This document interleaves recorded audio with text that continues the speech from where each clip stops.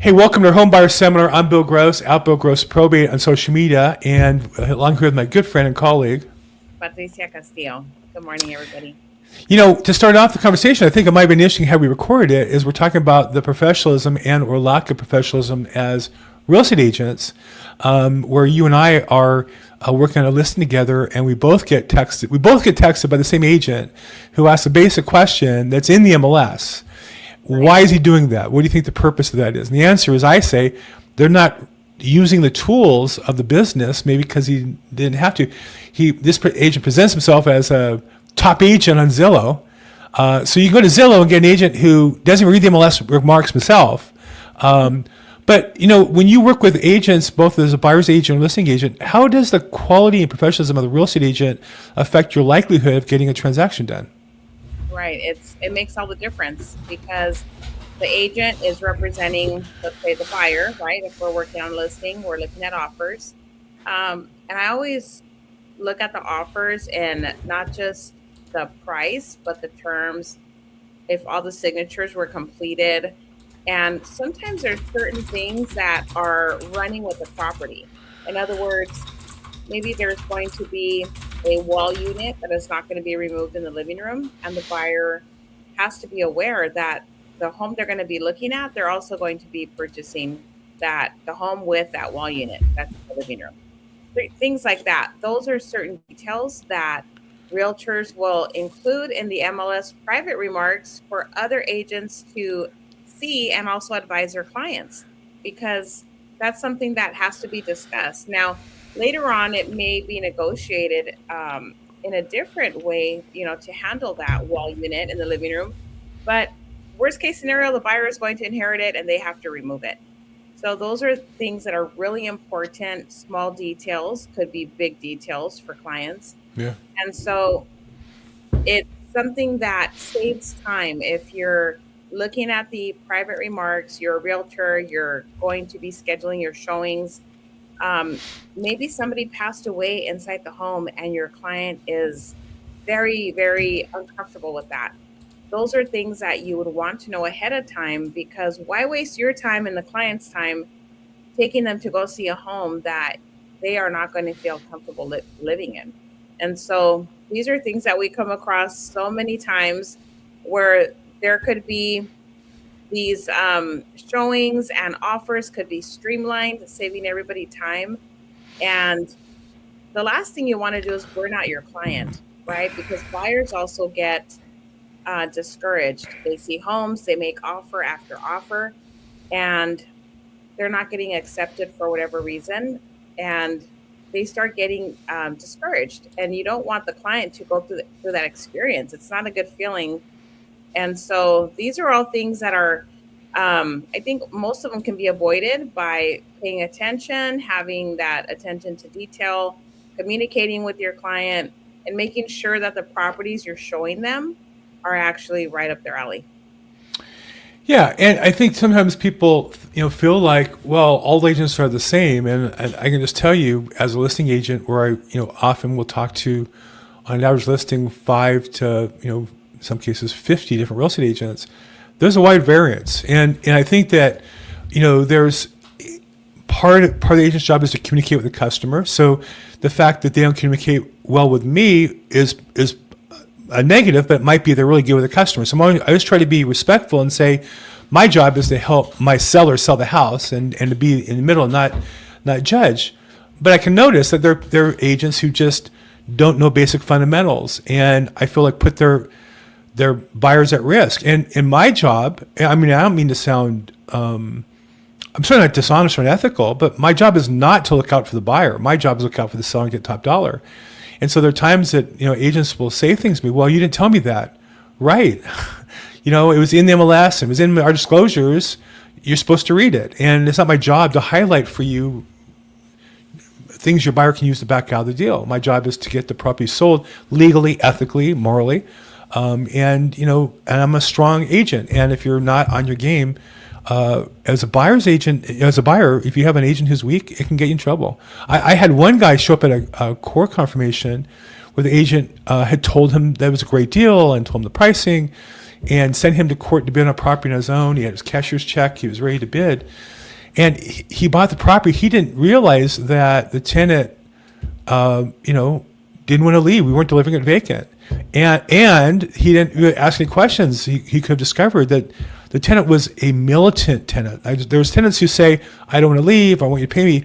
This guy filed a lawsuit. He was a son of the decedent, and he felt cheated out of his inheritance. And so he'd been in litigation for over a year on the probate side.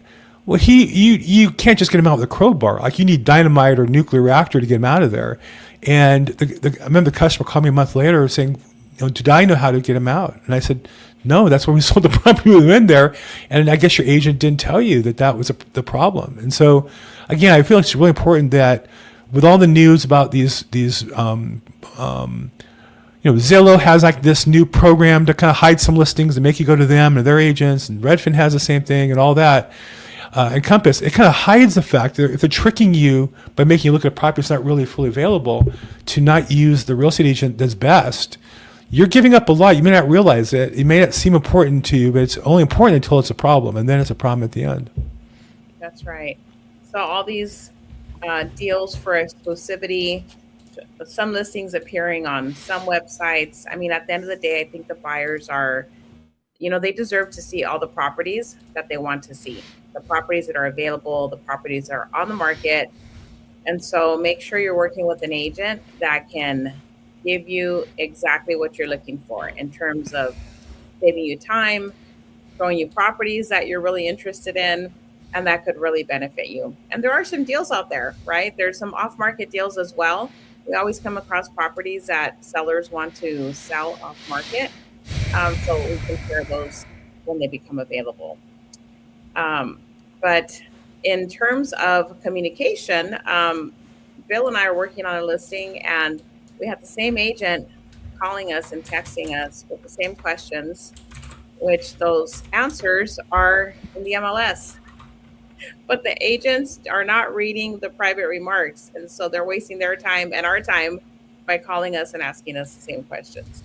So these are things that we experience behind the scenes that could be saving agents their own time, and also buyers when they're out there shopping for homes.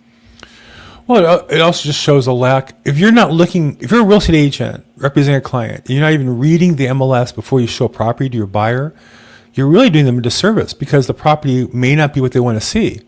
And yet you're not going to know that because you didn't read. And yet, in this case, he thought to ask one question, which he did, but there might be two or three other things he missed. And so, again, I think that the power of the multiple listing service is it gives us listing agents, or those agents who win their listing agents, the chance to cooperate and work with and motivate and empower all the other agents to sell our listings, to help our seller get the best price.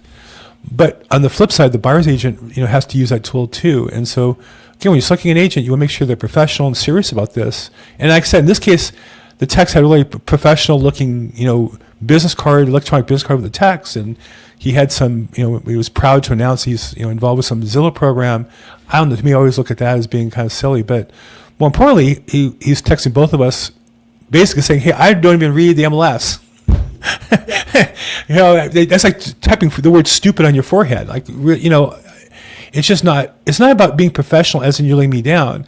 And I don't mind answering the question. It just tells me up front, he's not really serving his customer. Right. Absolutely.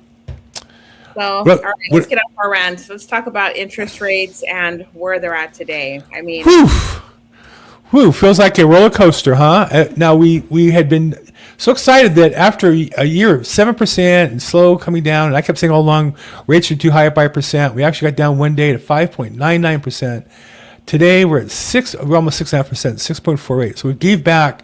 You can look at the chart pretty easily and just tell about half of the year's improvement in the last couple of weeks, primarily driven by the effects of the military excursion or war or military action in the Middle East, and the effect, most importantly, on the global oil supply and its effect on gasoline, which is so critical to our economy. So what effect, if any, have you seen as far as interest rates on buyers and demand? Well, I'm still seeing that buyers are interested in buying a home. I think that, of course, they're concerned with the um, how the economy is also going to come back and level out, right? Because after something like this, like the war that the United States is in, it's not going to be overnight that all the prices start to settle again, right? These prices could stay this way, remain this way for another year or two. But buyers are still looking at, people that I've been talking to that have been looking at properties and wanting to buy a home for the past year. They're finally ready. Like, they've been working on their credit, they've been working on saving money. They're working with other relatives to purchase a property. So they still have that dream and that goal of getting into a home. And I am so excited for them because I do have a few buyers that are going to be closing escrow pretty soon. And they worked so hard to get here. So I have other clients that are still in the pipeline that are on their journey as well. And they're also excited about buying a home because, any way you look at it, if you're renting, that money is just going to get paid over to the landlord, to the property owner. You're paying their mortgage, right? You're not building that equity for yourself. And so you have nothing to leverage after 5 or 10 years after paying rent. Now, if you invest your money in real estate, you have that flexibility, you have that advantage in the future to leverage the equity that has grown in the property to either remodel it, maybe add an ADU. And so you just continue growing from that first initial investment. So I still see buyers that are looking to get into a home, they're getting pre qualified, also taking advantage of a lot of the grants that are available right now for home buyers. It's unfortunate for people who started shopping and didn't buy yet or didn't lock in the rate. The rates went up. For people who haven't, made an offer, gotten an escrow, it doesn't really matter. It is what it is. You have to recheck your numbers now, make sure it all calibrates, you're ready to go. But I would say a couple things. One is rates aren't going to continue to go up unless something changes, right? The rates every day are affected by what's happened up until now, and then new changes change the rates up or down. That's going to not change. So when people say rates are going up, that's trying to read a crystal ball that doesn't work. But rates went up is true. Does that mean they're going to go up further? It doesn't necessarily mean that. Does it mean they're going to go down again? It doesn't mean that either necessarily. I do think that if the matter that caused the rates to go up 0.5% resolves itself, if we stop military action in the Middle East, if the oil flow disruption is stopped, then we should return back to where we were beforehand. That just seems like logic. And so I would say that if you look at the futures market, people who bet money of what will happen in the future on Wall Street, they're assuming it's going to be wrapped up in 6 months or a year or so, and we'll be back to normal, closer to normal rates where we were. So I do think that as a buyer, you don't need to worry about rates going up higher. You just have to make sure you can qualify where you're at now.